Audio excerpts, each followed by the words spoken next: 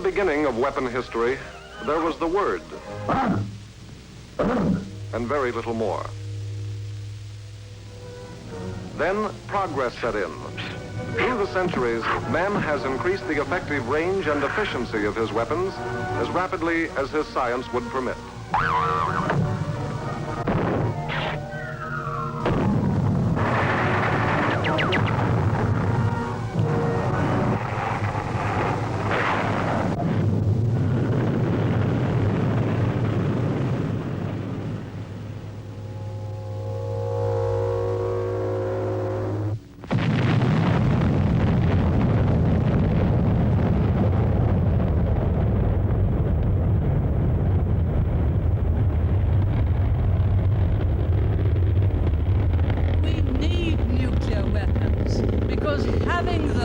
Makes peace more secure. Они открыто провозглашают планы к развязыванию ядерной войны. Эту борьбу мы не можем ослабить ни на один день и будем вести ее до тех пор, пока опасность не будет отодвинута, пока не будет обеспечен прочный мир. It is time for us to start a build-up, a rebuilding of the military might of America. And it is time for us to build that to the point that no other nation on this earth will ever dare raise a hand against us, and in this way we will preserve world peace, and we're the only ones who can do it. On August the 7th, 1945, President Truman announced the atomic bombing of Hiroshima with these words. The experiment, he said, has been an overwhelming success. 3 days later, the destruction of Nagasaki was officially described as having achieved good results. These announcements, and especially the words used, experiment, success, good results, to describe the unique and horrific carnage of nuclear war, were the first public examples of a new kind of propaganda. By using reassuring, even soothing language, language which allowed both the politicians and us to distance ourselves from the horror of nuclear war, this new kind of propaganda created acceptable images of war and the illusion that we could live securely with nuclear weapons. Even those first two bombs on Japan had nice comic book names, Little Boy and Fat Man. And soon bombs were no longer bombs at all, but devices and hardware, with names like Mule and Sow and Little Bambi. Bigger and more lethal weapons were called modernized systems. Above all, we were conditioned to accept a so-called strategy for possessing nuclear weapons called deterrence, which no one could explain rationally, and which blurred the fact that a massive nuclear arms race was well underway. For 15 years of this arms race, up to 1980, the British Parliament did not once debate nuclear weapons. Such was a secrecy aimed not so much at a potential enemy, but at the British people. It was all very simple.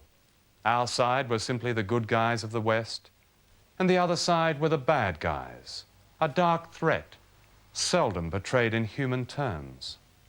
Surely, what has been overlooked is that we are a democracy, unlike the Soviet Union, and that in a democracy, secrecy and propaganda ought not to control how we think, especially in matters of national survival, and that principle is assumed throughout this documentary. Today, for many of us, the unthinkable, nuclear war, has become the thinkable, although we may not be aware that we have been led across this threshold. Today we are guided by new reassuring words, like theater nuclear war and limited nuclear war. That is, a nuclear war limited to Europe, a nuclear war in which victory is possible. But victory for whom? The good guys or the bad guys?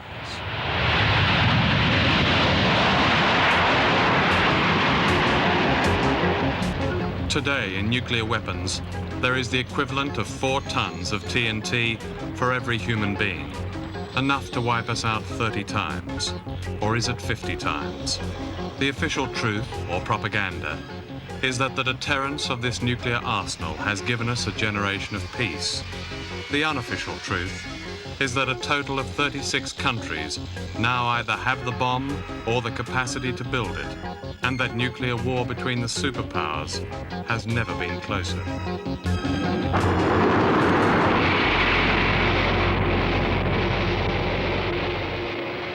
The nuclear arms race began with the war against Germany. In 1939, the physicist Albert Einstein urged President Roosevelt to speed up uranium research because he feared a German atomic bomb. Under J. Robert Oppenheimer, scientists were assembled at Los Alamos in New Mexico, their assignment to build an atomic bomb. This was the Manhattan Project. By 1944, special Allied agents, codenamed Alsos, had proved beyond doubt that Germany did not possess an atomic bomb. This vital information was classified top secret. It meant, in effect, there was no longer a need to build the bomb. But the military head of the Manhattan Project, General Leslie Groves, was obsessed by one consuming fear, that the war would be over before his bomb was ready. Even after Germany surrendered, Groves said, "We must not lose a single day," for there was still Japan. A rebellion broke out among leading scientists. Einstein and Leo Szilard sent a petition to the White House pleading for the bomb not to be used, but this was still on Roosevelt's desk when he died in April 1945. The distortion of language, thought and culture was now well underway. The word bomb was not used. Officially it was a gadget, and the first explosion was to be called a trinity. And if this bomb was successful, it would be called a boy, and if it failed, a girl. Partly to cover up the growing dissent from Einstein, Szilard and others, which might have stopped the atomic age, Oppenheimer and his inner circle on the Manhattan Project were asked to become propagandists. In this remarkable propaganda film, they act out the last minutes before the first test explosion. The automatic controls got it now. Rob, this time the stakes are really high. It's going to work all right, Robert, and I'm sure we'll never be sorry for it. Minus 10 seconds. Minus 5 seconds. Now! Incredibly, dance band music was played, and an official report rushed to President Truman said, "The explosion had a beauty that cannot be described, the beauty great poets dream about." 21 days later, a plane called the Enola Gay took off for Hiroshima, in spite of the fact that the Americans had broken the Japanese code and knew the war was all but over. Military Intelligence Director Alfred McCormack said later, "We were secretly mining their harbors, we had command of their skies, but still the bomb was dropped."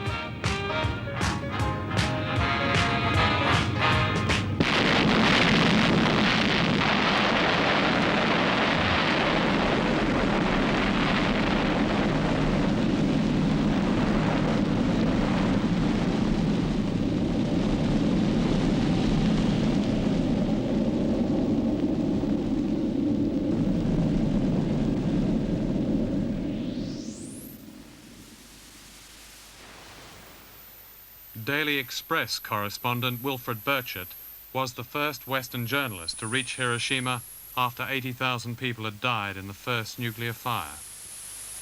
First of all, I'd seen plenty of bombed cities during World War II, but this was a very eerie thing. At first I thought there was nothing left at all. It just seemed as if, I think as I expressed it in the story I wrote at the time, as if it had been a city steamrolled out of existence.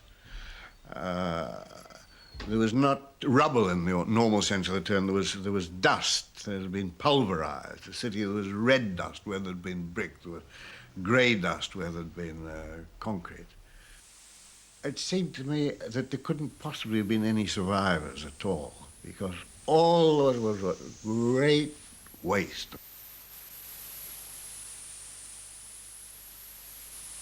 People were, they were really dazed.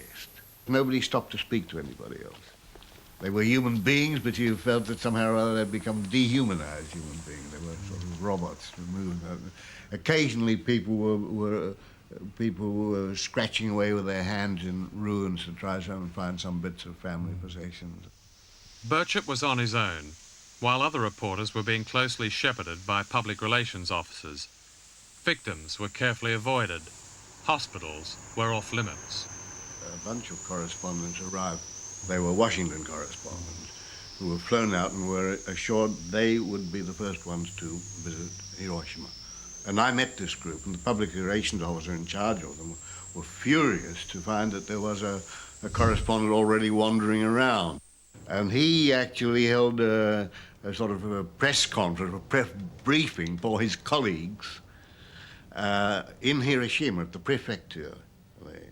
And he dwelt exclusively on the great success of the bomb and the great power of the bomb, dealt with the physical effects of the bomb, but none of those correspondents visited the hospital. None of them, they were not interested. I mean, they were briefed not to be interested in what actually happened to the victims. So the question of radiation sickness was absolutely suppressed. It is not surprising that Birchett's story was publicly denied. For 3 times as many people died in the 5-year period after the bomb fell on Hiroshima than on the day of the explosion, most of them from the effects of radiation.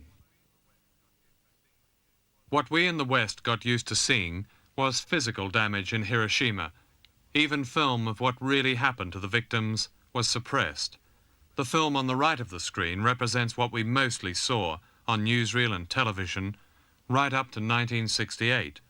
This film was shot by Japanese cameramen in the only hospitals operating. The Japanese film was confiscated and shipped to Washington, where it was classified secret and not released for 23 years. The deputy head of the hospital, Dr. Katsube, explained to me specifically, we don't know what we're dealing with. People come in, the symptoms are standard symptoms of dizziness, loss of appetite, hemorrhage, internal hemorrhage, diarrhea, and then later there are spots, and there are the final stage before death is the hair falling out and bleeding from the nose, from the mouth. And the symptoms are similar to that of acute vitamin deficiency. Whatever we had available, we started giving vitamin injections. But where we put the needle in, then the flesh rotted. The first target in Japan, decided a secret Manhattan Project committee, should be one that has escaped earlier bombardments, so that the effect of a single atomic bomb can be ascertained. Official truth? The bomb was dropped to end the war. Unofficial truth? It was an experiment. In Tokyo, the military held a press conference to deny Birchett's story about the new dangers of radiation. The officer giving the press conference was Brigadier General Thomas Farrell, who was Deputy Director to General Groves, who was in charge of the Manhattan Project. And he was denying flatly that there was any such thing as atomic radiation, that people were suffering from this. He conceded that maybe the people that are dead there, they have died through bomb and through blast effects. He said there may be a few who suffered from radiation from the gamma rays released at the time of the explosion. That's normal. But there are no residual radiation effects. There can be no residual radiation effects. The bomb was exploded at sufficient height to avoid that. I assured him what I'd seen in the hospitals and what they had told me in the hospital, that people who had not even been in Hiroshima were dead and were dying. In the end, so all I can assume is you formed the victims of Japanese propaganda. In fact, for all of Japan, the rate of leukemia suddenly increased by 50% and stayed at that level until the 1950s, although this was not reported at the time. The official truth was quite different, and even as propaganda was extraordinary. Here, in the New York Times, the War Department denies categorically that the bomb produced dangerous radioactivity.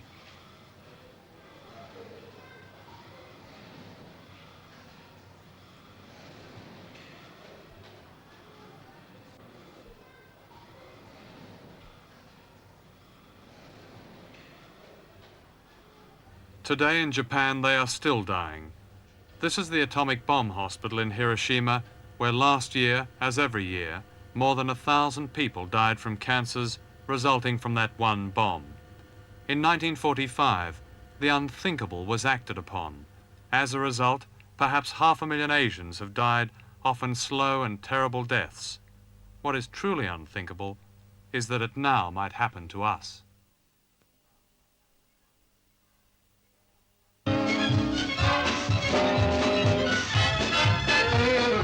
This was America after the Second World War, victorious and rich and untouched by war. This was Russia at the same time, victorious and utterly devastated. In 1946, former Vice President Henry Wallace revealed that he had warned President Roosevelt that the US military were planning what he called a preventative atomic strike against the Soviet Union. In 1949, a Russian bomb was exploded and arms technology soon dominated both American and Soviet economies. In America today, the military-industrial complex helps to keep alive some 22,000 major corporations. New weapons mean an endless cycle of competition and profit. In the Soviet Union, the military is the most modern and national and respected of all institutions, to which much of the nation's resources are mortgaged. In both countries, nuclear weapons like space technology are linked in the public mind with national prestige and progress. Over here on the floor is a Poseidon missile. That one happens to come from the James Madison. And this one is going to be replaced by the new Trident that's just being built. They have a much longer range than the Poseidon over here. They will have a range of about 4,000 miles, I think. Now, if you will come over here, I will show you how we launched the men to the moon. This process of conditioning us to accept nuclear weapons and a nuclear arms race really got underway with a lie called the missile gap. The missile gap dominated headlines in the late 50s and 60s, especially following the launch of the Russian Sputnik, the first satellite into space in October 1957. And hysteria swept over the 3 American services. Sputnik, they said, proved that the Russians were ahead in missile technology. But this was not true. Indeed, the very notion of a missile gap was ridiculous, as every American scientist working on missiles now concedes. Dr. Herbert York, one of the most distinguished and key figures in the early development of nuclear weapons, wrote this in his book Race to Oblivion. By 1955, the principal inter-service battle had become a power struggle over who would get the juiciest and sexiest roles and missions in long-range missiles. When Sputnik went up, each of the services hoped to take advantage of the public confusion and consternation over Sputnik. Sputnik did not really represent a big technological lead on the part of the Soviets. The 2 programs at the fundamental level, that is the American missile program, missile and space program, the Soviet missile and space program, were rather evenly balanced. In fact, the American program was bigger and somewhat ahead in terms of a technological base, but the Russians put up the first satellite, and so for the man in the street, that was what counted, and not more detailed questions about what how the 2 technological bases compared. As a result, an unprecedented missile building program began in the United States. This arms race was fueled by intelligence reports which credited the Russians with all kinds of technological wonders, including an elusive atomic-powered bomber. Again, to quote Dr. York, "Today it is quite obvious that no such nuclear aircraft ever existed in the Soviet Union, and that stories to that effect were simply one more very clear attempt to generate what may be called self-serving intelligence." Admiral Jean LaRocque, United States Navy, was number 2 at Strategic Plans Division in the Pentagon. That means he was a senior nuclear strategist. Before that, he was Admiral commanding the Mediterranean Nuclear Task Group.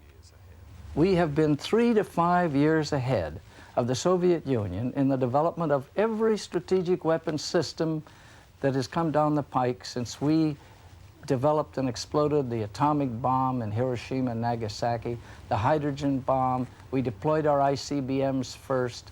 We had the first jet aircraft to carry the bombs to the Soviet Union, the first nuclear-powered submarines, the first solid propellant missiles in our submarines.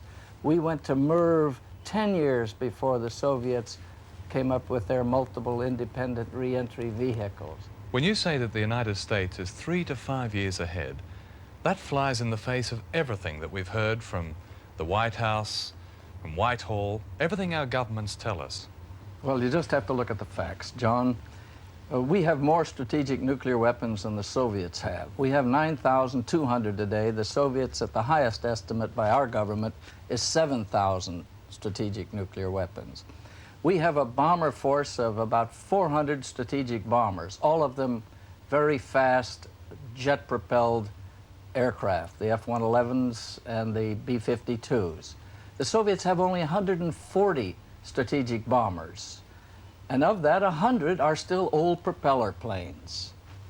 We have most of our nuclear weapons at sea, where they're secure. We have 5,000 nuclear weapons in our submarines. And we keep 3,000 nuclear weapons off the Soviet Union, day in and day out, and have done so for 20 years. The Soviets, on the other hand, have only 1,000 nuclear weapons in all of their submarines, and they keep 200 nuclear weapons off of the US coast. By every criterion that you can think of, the United States is ahead today in absolute terms, and we're building in such a way that we are going to stay ahead, no matter what the Soviets do. Professor Lawrence Freedman is head of war studies at King's College London and formerly with the Royal Institute of International Affairs. I think most people would accept that in quantity of military power, whether one's talking about conventional or nuclear forces, the Soviet Union has more numbers. It, say, has 1,400 ICBMs to the American 1,000. With multiple warheads. The Americans may have more warheads at the moment, but they're losing that lead too. So I don't think the argument is quantity. Quality is relevant. The United States certainly has been the pace setter in some ways on quality. But even then, I think the qualitative differences are not as great as they once were. The Soviet Union has, with enormous effort, caught up, and it's very proud of doing so. For impartial analysis, the Stockholm International Peace Research Institute enjoys a rare reputation. Its 1982 report says that America is up to 5 years ahead of Russia. We believe in the Russian army. We believe in the skill of the Russian generals. Birmingham, where in the shadow of the Queen Victoria statue and beneath the red flag, a vast crowd listens to a fighting speech by Lord Beaverbrook. And we believe in Stalin's leadership. Yes, in Stalin's leadership. I'm very, very glad to have met you. Very glad indeed. Official truth, or propaganda, often depends on the image of a people whom our government wants us to regard as an enemy in order to justify its own foreign policies. As Lord Beaverbrook, wartime cabinet minister under Churchill, made clear, the Russians then were good Russians. Now take, for example, the Germans. These were bad Germans, although they were the same people as Willy Brandt's good West Germans, who live next to their communist countrymen in the East, who are, officially, bad Germans. All this may sound ridiculous, and it is. But conditioning us to fear and mistrust an entire nation of human beings is vital if we are to regard them as a threat. Remember the bad Chinese, the Red Guards, the Yellow Peril? Weren't they then the embodiment of the evil threat? And what are they now? Now, they're the good Chinese.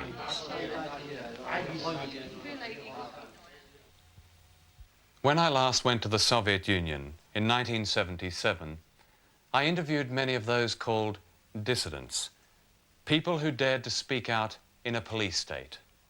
Simple Democrats, you might call them, like the courageous Volodya Slepak, now in prison, and Irina Ginsburg, now in the West with her husband, Alexander Ginsberg. What I learned from these people was this.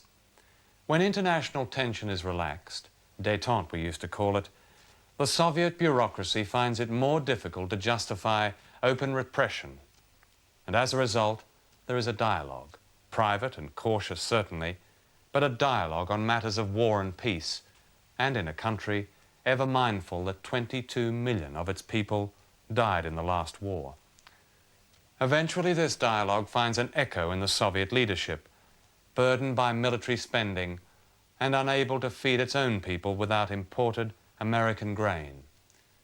When tension is relaxed, these reformist elements have influence, and the result has been a partial test ban treaty and strategic arms limitations.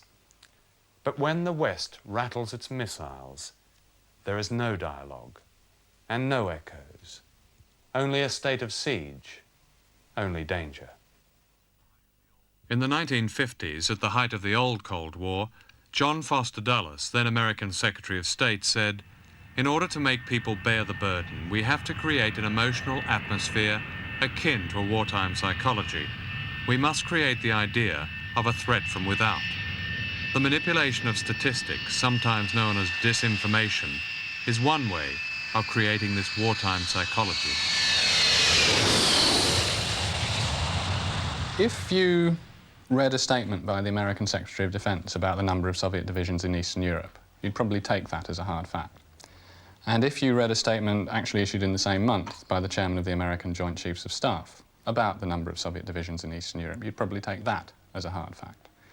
And when you found out the Secretary of Defense said there were 31 Soviet divisions there, and the chairman of the Joint Chiefs said there were 27, which was what they said in 1978, then you start by realizing there are no agreed facts. Can you develop that from those diagrams with the tanks lined up against each other? Now, what's been left out of those?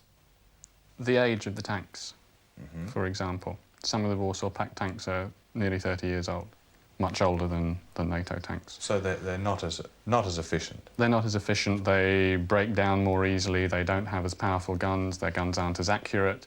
They can't fire on the move and all other kinds of questions like that. Anti-tank weapons are left out. NATO has got about 250,000 anti-tank guided weapons, and it's got numerous other weapon systems which are capable of destroying tanks with quite extraordinary and really rather nasty efficiency. And so if you see this comparison of tanks, I suppose the first question to say is, are these facts?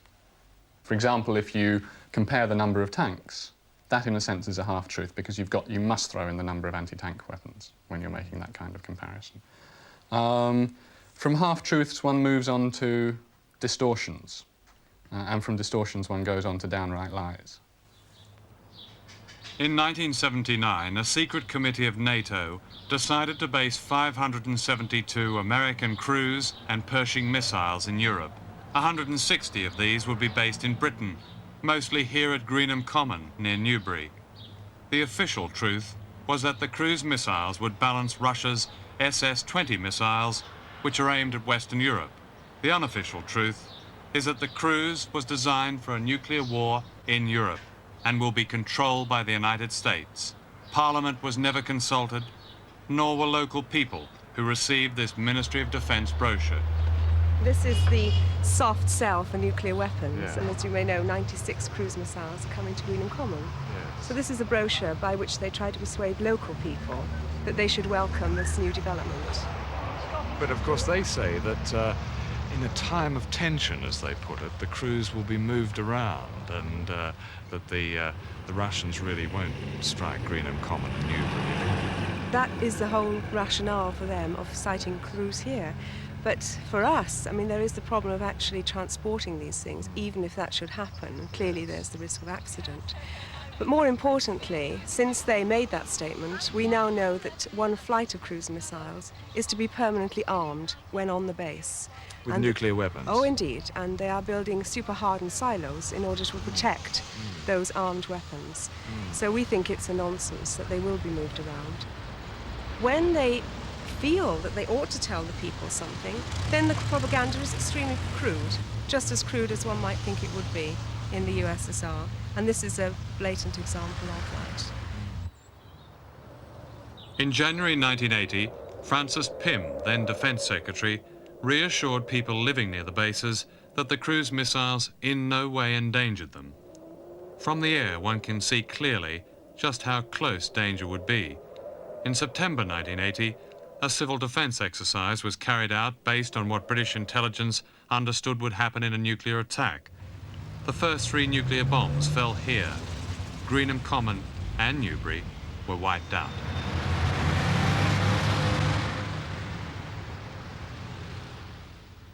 When I first saw this, I noticed the subtitle, which is a vital part of the West's life insurance. And it struck me that I was being sold a life insurance policy. And I suppose, in a sense, the thing to do is, as one does with any advertising that one's thinking about carefully, if you want to buy a life insurance policy, you really start asking some hard questions about it and take that package apart. To begin with, it's headed the balance of longer-ranged, land-based theatre nuclear forces. I want to know why they're only talking about land-based forces. Britain has got its Polaris submarines, the French, if one were to count them in, have got their submarine-launched missiles, and the Americans have earmarked 40 to 45 missiles carrying 400 warheads to NATO's use, which should be included in this category. Well, I think it's quite simple, really. It's expected that the ordinary member of the public will look at these tall pink blocks, USSR, and the low blue blocks, NATO, and come to the conclusion that NATO is miles behind the USSR. But this is only one category of weapons, and so this is an extremely dishonest presentation. And then when I look and see that on the NATO side they have referred to just 2 types of aircraft, when in fact based in Western Europe there are half a dozen types which are capable of dropping nuclear weapons on the Soviet Union, then this really does become rather a worthless piece of advertising. I regard this as quite low-quality propaganda. The brochure also says nuclear weapons have been stored in this country for many years, and at no time has one been involved in an accident. In July 1956, a United States B-47 crashed into an atomic bomb store at Lakenheath Base in Suffolk. Roads jammed with people escaping in panic from the base. President Eisenhower ordered all mention of nuclear weapons cut from the accident report at the time. 23 years later, a retired American general said that part of eastern England almost became an atomic desert. Today, nothing has changed at Lakenheath. It is still a nuclear base. It also says there's been no leak of radiation. Not far from where we're standing is Aldermaston, where there have been leaks of radiation, and where indeed 70 people are known to be contaminated as a result of working on nuclear warheads. We can't use that cruise missile in the United States. We can only use the land-based cruise missile in Europe. We fought World War I in Europe. We fought World War II in Europe. And most of the Americans would like to fight World War III in Europe if we have to fight another world war. The United States, for many years, really since World War II, has had this concept of a forward-based system. We want to keep a forward-based system in the United Kingdom, Europe, Southern Europe, that whole tier, so that if we do become involved in a war with the Soviets, we can fight the war there and not fight the war in the United States. Britain has more foreign bases on its soil than most countries, all of them American and many of them Soviet nuclear targets, according to British and Soviet information. At Lakenheath, walls are 2 feet thick with special air filters to protect their American personnel from radioactive dust. Hardly any of these American bases are directly committed to the defense of Britain. Instead, they are here to provide America's front line. Now let's play a new television game called Find the Missing Bases. In June 1980, Bob Cryer, the Labour MP, asked the then Defence Secretary Francis Pym to provide a total list of American bases in Britain. Mr. Pym obliged with a round dozen, so our score is 12. But there were, he added, a few storage, logistics support, communications facilities. So a month later, Mr. Pym was asked to list these extra bases, and the dozen suddenly grew to 53. Then, a month later, Mr. Pym was asked to list any omissions from his 2 earlier lists. Well, yes, there were 3 more bases, including, as it happens, the largest American underwater spy base in the world. So that makes 56. But that wasn't all. The journalist Duncan Campbell of the New Statesman found and listed another 47 bases, making a grand total of 103. That's a long way from Mr. Pym's dozen. This is the Ministry of Defence in London, where we have sought cooperation in making this documentary. We did get permission to film at 3 British installations, and a Ministry Public Relations man offered us government film, some of it 14 years old. The British public, he said with a laugh, would not know the difference. I asked to interview the Secretary of State, Mr. Nott, but this was refused. Instead, I was offered what is called an unattributable briefing. Sorry, I've broken rule number 1 in telling you that. As my colleagues and I were led upstairs by the public relations man, Mr. Ian MacDonald of Falklands fame, Mr. MacDonald laid out the rules. You cannot, he said, name the man you're about to see. You cannot report to anyone what he tells you. You cannot say it came from the government. You cannot say it came from a Whitehall source, or a NATO source, or a Western source. Later I asked him, "Are you saying this briefing did not happen?" "You've got it," he replied.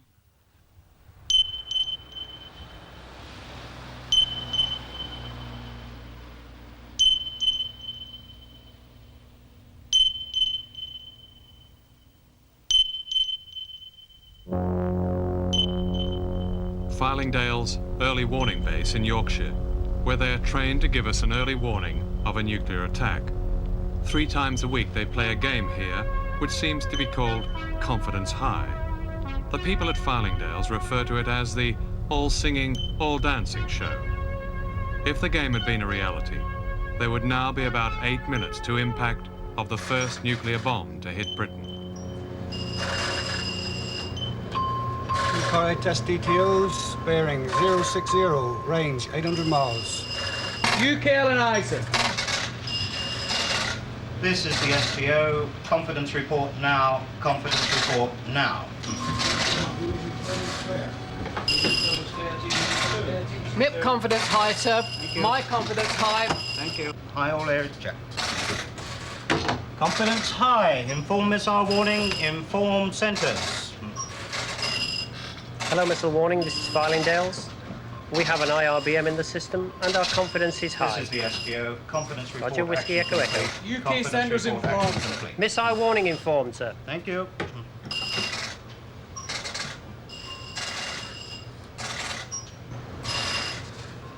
"5 minutes to impact.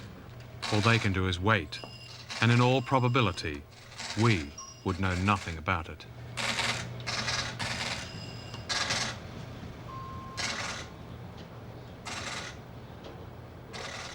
Early morning London, now only 1 minute to impact.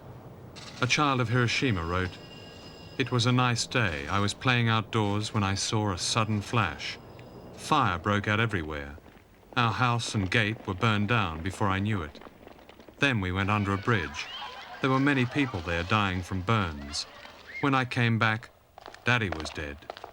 A few days later, Mummy died too. My sister and I cried to ourselves."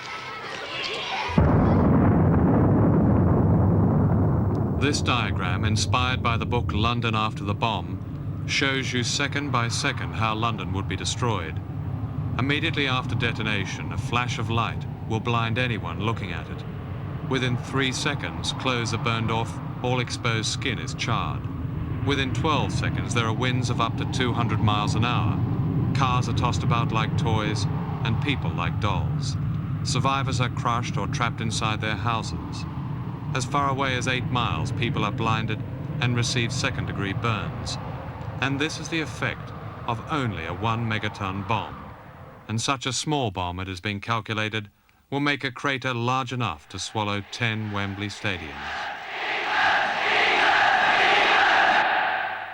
Of course, the only real evidence we have are the survivors of Hiroshima and Nagasaki. The whole city was on fire. Their faces were so badly burnt, it was impossible to tell whether they were men or women. I noticed my face was swelling, getting so big I couldn't see, and my hands swelling like balloons. I couldn't grasp anything, couldn't reach the children. We looked for survivors, dragging them from the wreckage, but their skin was so badly burned, it was actually melting. Limbs came away in our hands.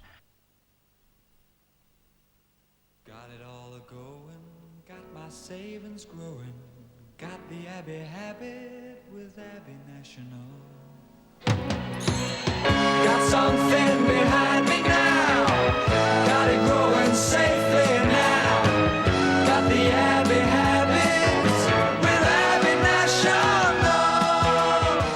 Nuclear war is becoming big business, a rare growth area. Indeed, you can now get a building society mortgage for a fallout shelter.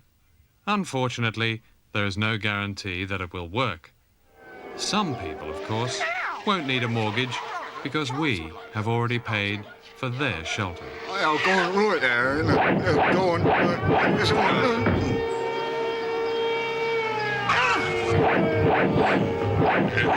What was that now?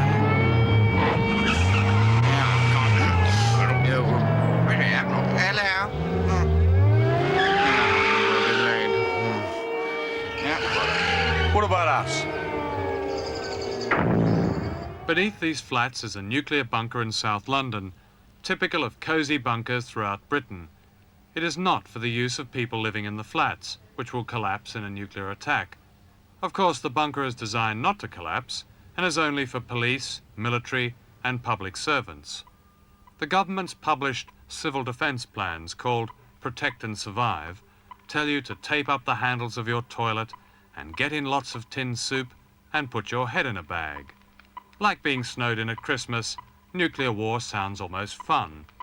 However, there are no evacuation plans, and this means that most of the population is to be sacrificed and that the establishment will outlive the people.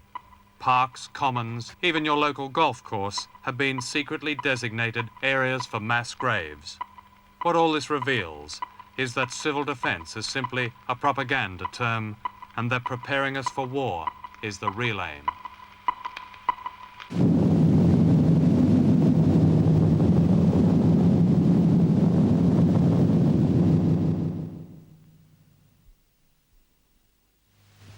The most widespread danger from nuclear explosions is fallout.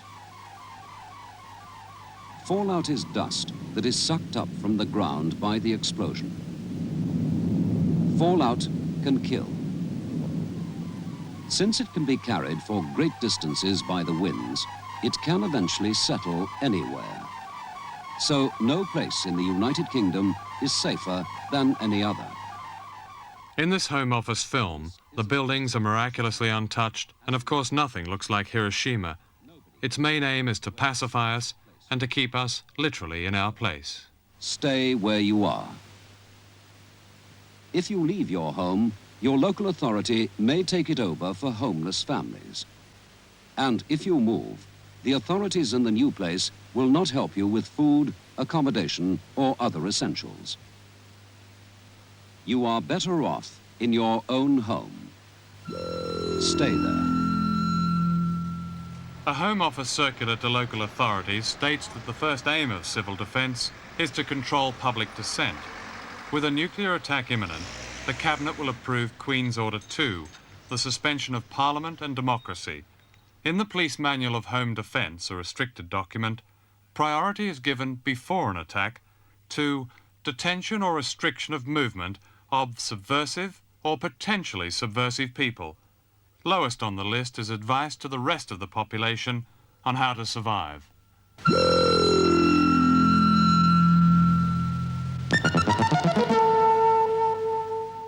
This is the Land Battle Tactics Manual of the British Armed Forces for the year 1960. On page 12 it says this: nuclear weapons of varying yields will be used in large but not unlimited numbers. In other words, the planning for a limited nuclear war in Europe began at least 22 years ago. But haven't we been led to believe that nuclear war as a practical military option is only a recent development? And was there any debate at the time in Parliament and the press? No, there was not. It says here, restricted. The information given in this document is not to be communicated either directly or indirectly to the press or to any person not authorized to receive it. And that meant almost everybody. Except, of course, the generals who play war games every autumn. You are NATO's fire brigade, ready to assemble and move on short notice to either flank, to act as our alliance's collective deterrent force during those ambiguous days of rising tension. When you and your comrades return to your bases, you should be able to look back with pride. Pride in your performance, pride in your unit's achievements, and pride that you in the military uniform of your country serve the most noble of causes, the preservation of peace with freedom for your countrymen. Good luck, man. Have a good and a safe exercise.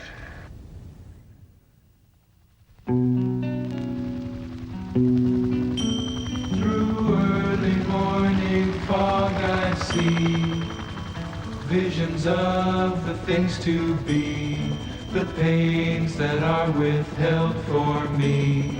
I realize and I can see that suicide is painless. It brings on many changes, and I can take or leave it if I please. The game of life is hard to play. I'm gonna lose it anyway. The losing card I'll someday lay. So this is all I have to say. Suicide is painless. It brings on many changes, and I can take or leave it if I please.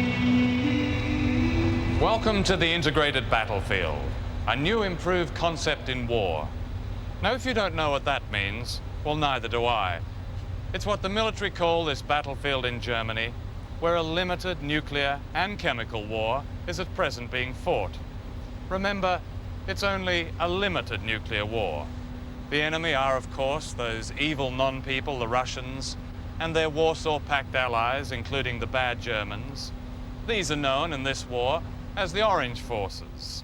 Our side are the Americans and their NATO allies, including the British and the good Germans, and these are known as the Blue Forces. Now, in this limited nuclear war, nasty old-fashioned terms of death and destruction have been done away with, and not before time. Horrible bombs are now systems. Soldiers are human assets. Civilians, that's innocent bystanders, are now called support structure. And dead civilians, always a rather emotive term, have been replaced with collateral damage, that old favorite from Vietnam.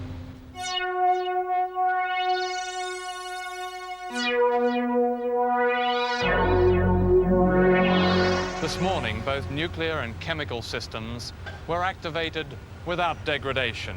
That means they are fired without a hitch. And all the human assets, that's the soldiers, changed into their protective noddy suits. Noddy suits is another military term. Unfortunately, no noddy suits were available for the support structure, that's the civilians.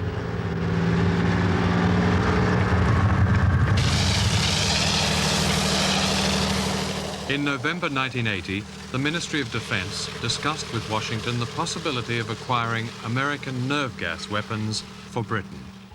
Here are our NATO boys, after a nerve gas operation, playing a game called decontamination. Go and sit down right here. Sit down? Come on over here and sit down, both of you. Facing you? Yeah, face me, okay? You take your right boot off, you take your left boot off, okay? After you take your boots off, do not let your right boot touch the ground. Put it over that, okay? Take your left boot off. Take your right boot off, Order Guy. And when you pull that off, do not let your boot touch the ground. Put it on the other side of the bench. You understand?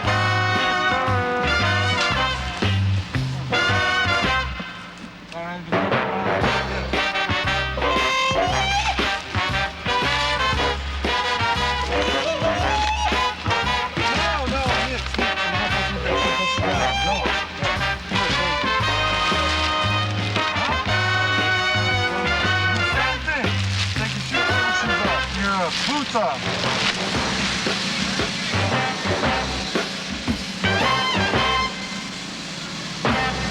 And do the same thing with your right boot. Latest scores in this limited nuclear war are not yet in, but it does seem likely that our side has won, proving that a nuclear war can be fought and contained in Europe. Fortunately, it's all a game, a NATO war game. But such nuclear games are being played regularly in Europe as dehumanized rehearsals for the kind of limited nuclear war endorsed by NATO in December 1979, when the decision was taken to accept American-controlled cruise and Pershing missiles. The unthinkable is now the planned and the practiced.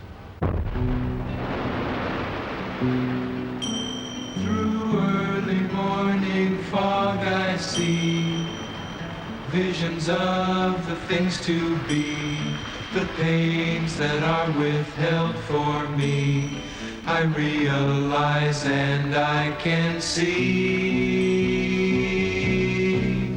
that suicide is painless. It brings on many changes, and I can take or leave it if I please. One of the means of conditioning you, the public, to accept a nuclear arms race is secrecy and duplicity. That is, you're told one thing by government and the very opposite happens in secret. When the Labour Party was returned to power in 1974, its manifesto was clear on one issue. We have renounced, it said, any intention of moving to a new generation of strategic nuclear weapons. Indeed, Mr. Callaghan, on becoming Prime Minister, promised a full and informed debate on nuclear weapons. During 1978, a series of extraordinary meetings took place in the Cabinet Office in Whitehall. These meetings were convened by Mr. Callaghan and were attended by Foreign Secretary David Owen, Chancellor of the Exchequer Dennis Healey, Defence Secretary Fred Mulley, and senior civil servants from the Foreign Office and the Ministry of Defence. Parliament knew nothing about these meetings, nor did other members of the Cabinet. So secret was this committee that it didn't have a name or a number. It took the decision to spend £1,000 million to massively increase the British nuclear arsenal in what was called the Cheveline programme. This £1,000 million was buried without trace in civil service accounts, and no one questioned it. And of course you knew nothing about it.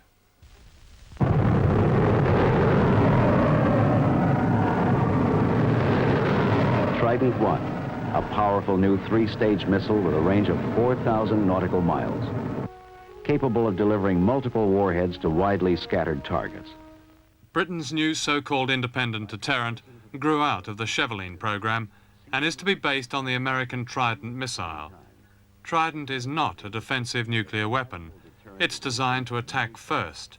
The Trident will cost around £8,000 million.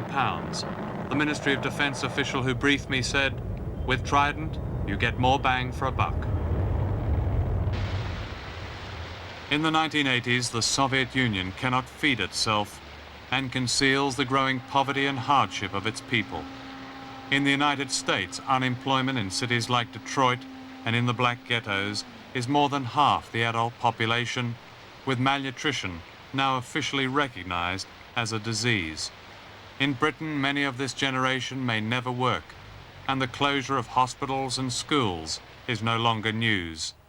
In the 1980s, having nuclear weapons gives you more bang for a buck. If the United Kingdom had no nuclear weapons, I think they'd be in a much stronger bargaining position. Now they're captive appendages to the United States' strategic and other nuclear weapons systems. You're just a little adjunct here of our total nuclear capability in the United States. Well, there are contingency plans in the NATO doctrine to fire a nuclear weapon for demonstrative purposes, to demonstrate to the other side that they are exceeding the limits of toleration in the conventional area. In November 1981, US Secretary of State General Alexander Haig revealed that NATO had a plan to fire a nuclear warning shot in a time of tension. In NATO's 1977 exercises, General Haig, then Supreme Commander, ordered a first nuclear strike. Only a dry run, of course. I can never figure out from a military point of view or an economic point of view of why the Russians would want to make an attack in Europe or on the United States. The Russians are very late imperialists. They're lousy imperialists. They come in with a heavy hand and they blunder all over the place. I don't think they're going to be successful. But dumb they are not. And they'd have to be dumb to make a frontal attack in Europe. It'd be suicide for them, and they know that. August the 17th, 1982, the Guardian newspaper reported that the Pentagon had completed a strategic master plan to give the United States the capability of winning a protracted nuclear war. August the 23rd, Secretary of Defense Caspar Weinberger wrote to newspaper editors complaining that the media had got American war plans all wrong. I wrote the letter to get an unfiltered and, from my parochial point of view, correct statement of what you're actually about in Washington. I was concerned because, rightly or wrongly, and without in any way attacking the credibility or accuracy of the press, I was concerned that the impression was being given that we had a large unit in the Pentagon that was assigned to fighting protracted nuclear wars, and that is totally wrong. We have not changed the American policy, strategic or otherwise, basically at all, but the Soviet capability has changed, and our policy has always been the same, that is to maintain an effective deterrent. And an effective deterrent against nuclear war has to be one that is correctly perceived by the Soviets as being strong enough to discourage and totally deter any kind of a nuclear attack. As their capability increases, we have to strengthen and modernize our capability, and that is the only policy in which we're engaged, and it's exactly the same policy on which every American government has been engaged since the end of World War II. It ought to be kept in proportion. We allocate something under 15% of our budget to strategic weapons and nuclear capabilities. In keeping with the unanimous agreement at the Bonn Summit, we are spending the balance of our budget on strengthening and increasing our conventional capability. Again, not with the idea of launching a war or getting a protracted war or anything of the kind, but with the idea of deterring every war. It's the paradox of our time that all of the things we are trying to do in the Defense Department are focused totally and completely on preventing a war through deterrence. And if I'm completely successful in everything I'm trying to do, we'll never use any of the things we're trying to persuade the Congress we should and need to have. Could I just follow that up? Because the fears in Europe arose particularly around last October, didn't they, when President Reagan was quoted as saying he could see where you could have the exchange of tactical weapons against troops in the field without it bringing either one of the major powers to pushing the button. Now, that sounds very much like nuclear warfighting. At the same around the same time, Secretary Haig talked about a demonstration shot of nuclear weapons. I think you should set that in the context in which it was said. And the context in which it was said was a hypothetical question by a Midwest editor at a group of editors meeting at the White House. And the president, as always, was trying to be very helpful in responding to all of the questions. And he gave a perfectly honest opinion, which I don't think anyone can had any particular quarrel with. It's the raising of the subject that seems to cause so much problem. And I noticed one article recently that was critical of my letter because it said I shouldn't be discussing the subject at all. Well, there's a great temptation not to discuss the subject, but sadly others aren't quite as self-restrained. The subject is being discussed, but it's being discussed, frankly, as I said in the letter, inaccurately. The policy of nuclear deterrence, wrote Mr. Weinberger, has been approved through the political processes of the democratic nations it protects since at least 1950. That is a fine example of official truth.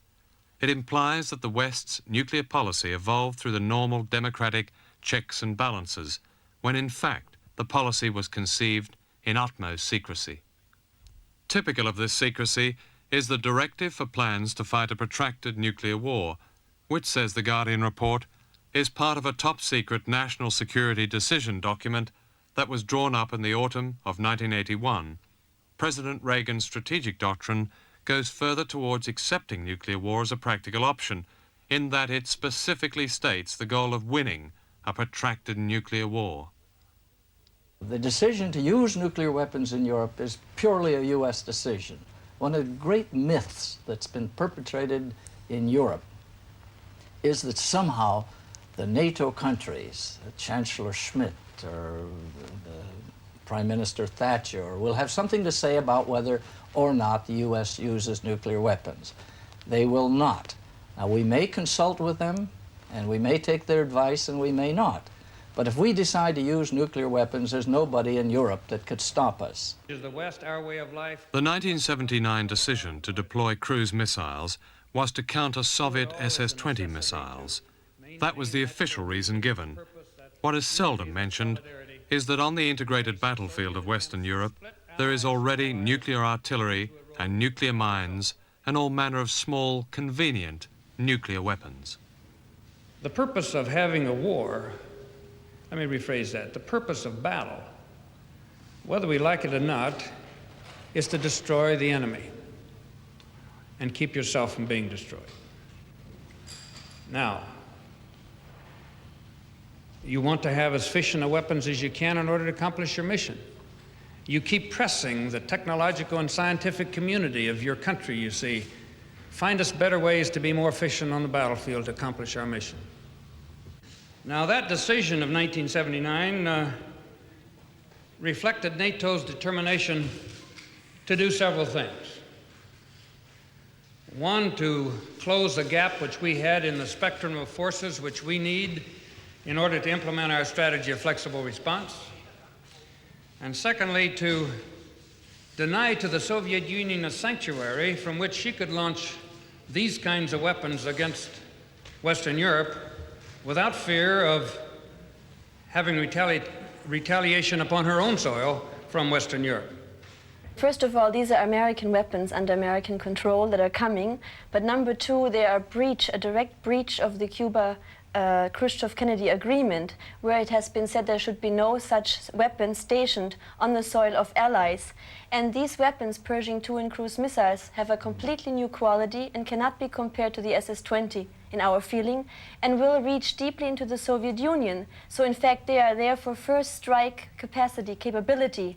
And we feel that we have enough already on overkill in Europe, enough not land, but sea and air-based systems to combat any threat, even conventional forces. We feel this is completely an excess on nuclear weapons, and we also feel it's a whole new weapons generation, which we as Germans and as Europeans reject because it will mean limited nuclear war in Europe, and we will be the first victims.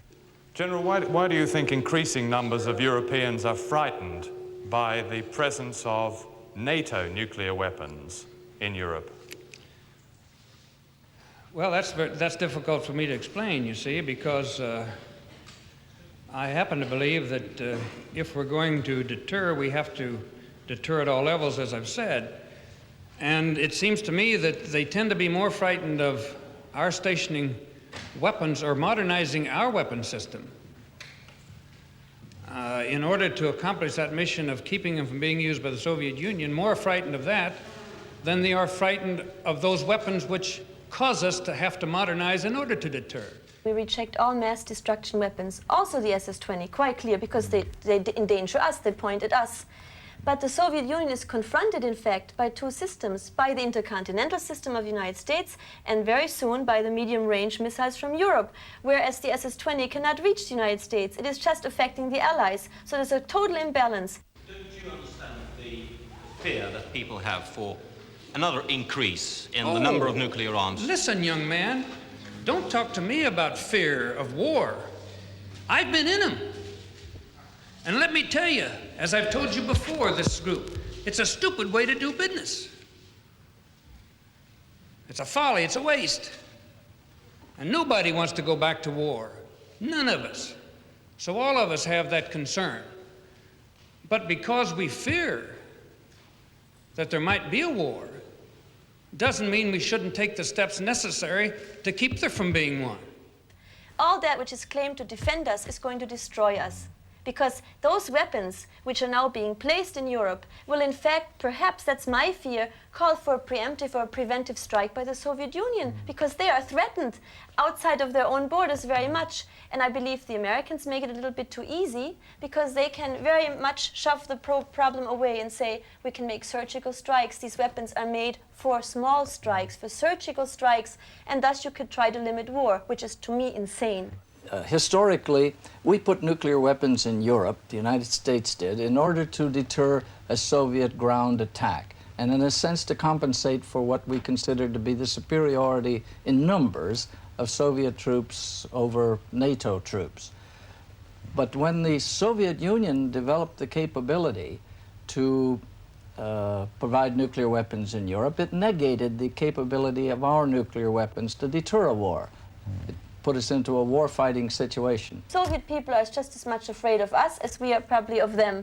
And yet we in Germany have a historic and moral mission, I believe, because we have started too many wars, and we have also made much too much damage in the Soviet Union. 20 million people have died there because the Germans have started their war, have marched in. So we feel the mission must come from the people to start having another picture of these people. Because every time we're confronted by the Soviet Union, we see women, men, and children. We do not see armies. And we do not believe, truly do not believe, that the Russians will march in here overnight. We don't believe it. And if they did, we know we have enough conventional weapons, enough air and sea-based systems already in NATO to confront any threat. This total overkill capacity is totally insane, and we must start somewhere to stop it.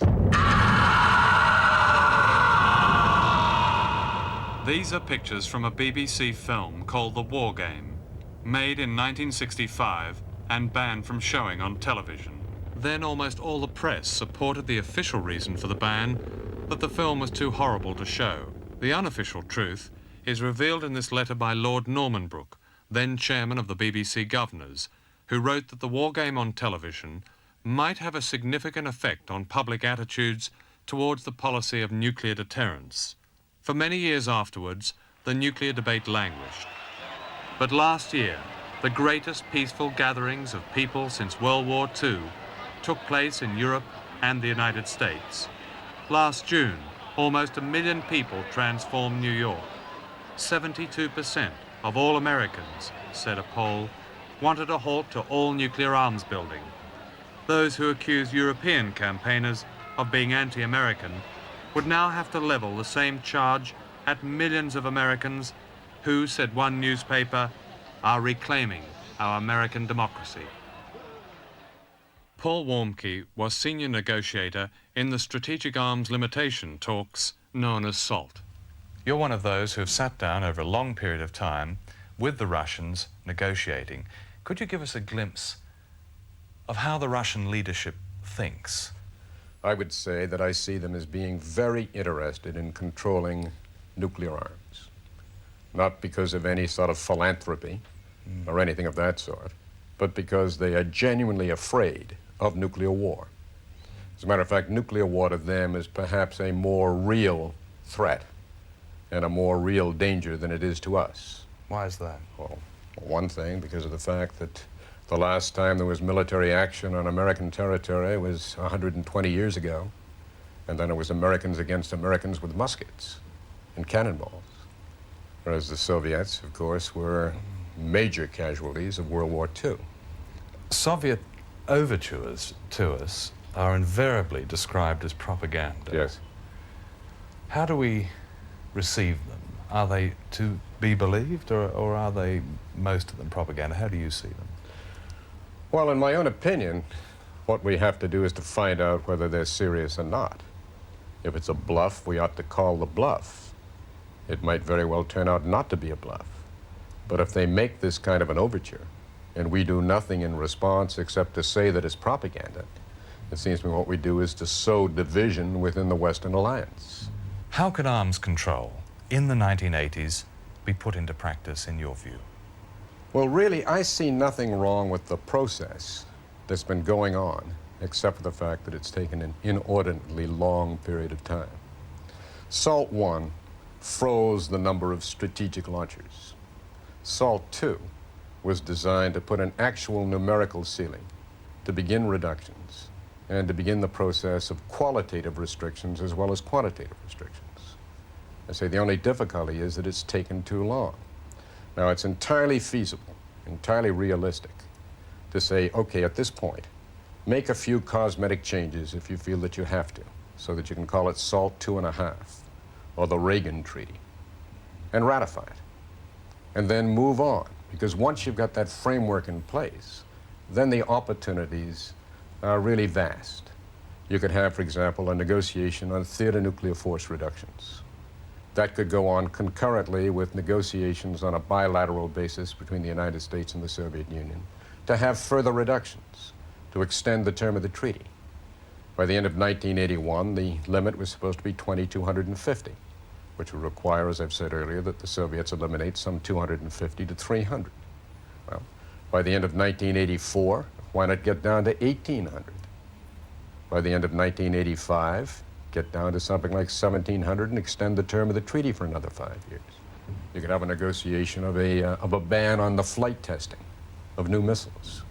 We could proceed at the same time to complete the comprehensive test ban that would prevent any explosions of nuclear devices. At the present time, that just involves the United States, the Soviet Union, and England. But it could be expanded to bring in the French and the Chinese. And just in terms of proliferation, if the major nuclear powers could agree to a total stop of any nuclear explosions, that would, in my opinion, be the most powerful inhibition against anybody else getting into the nuclear weapons business. So that it's an entirely rational agenda.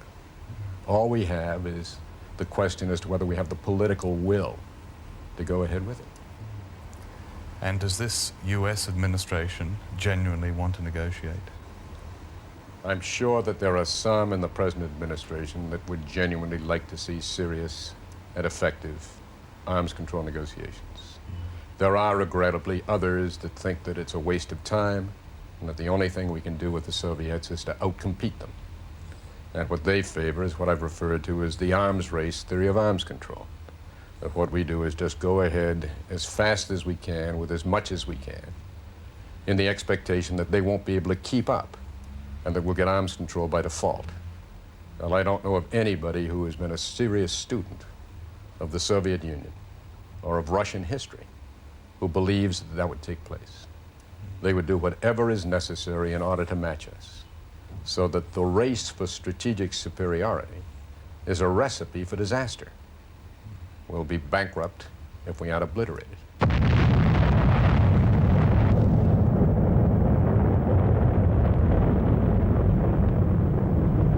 How many doctors are going to survive? How many urban hospital facilities are going to survive? What do you do with all the bodies? What are the epidemic consequences? What are the fallout consequences? The idea that you can fight, survive, and win a nuclear war is calamitous nonsense. This arms race has gone on for a long time, and I think we need to slow it, stop it, and reverse it. And I think the time for that is right now. People are beginning to ask questions about secrecy, about security. and beginning to feel that if we are a democracy, then we the people ought to be able to say what sort of defence policy we want. When we set out to make this film almost 2 years ago, opponents of the nuclear arms race were still being dismissed as outside the popular consensus, as extreme or naive or even pro-Soviet. Today, opinion polls show that a clear majority of the people of Britain are against cruise missiles on our soil. These are to be deployed throughout Western Europe this year, and we may have no control over them, and they may well undermine our last chance of avoiding a new and final stage in the nuclear arms race. But are governments listening to the common sense of their own people, or are they merely concerned with spreading new propaganda, as if wanting peace now is somehow unpatriotic? We were told we went to war in the Falklands over the issue of sovereignty. Is not surrendering control of missiles on our own soil also surrendering sovereignty? Even the so-called dual control is a propaganda term, designed to make the missiles more acceptable, but no safer. Certainly, more and more people are asking, impatiently and rationally, why over the years we have allowed this country to become a prime target, and more people, regardless of their political beliefs, are understanding that the Russians, like us, have every reason not to fight a nuclear war. You heard Paul Warnke, the American strategic arms negotiator, say that a rational agenda of disarmament was not only possible, but would work, and that to dismiss out of hand the overtures now coming from Moscow would only bring us even closer to war. In America recently, an historic motion to freeze the nuclear arms race was only narrowly defeated in the Congress. In spite of our own insidious propaganda and secrecy, we live in a democracy and the Russian people do not. Surely then, it is we who can and should take the initiative. Nuclear weapons were never an act of God. Nothing is inevitable.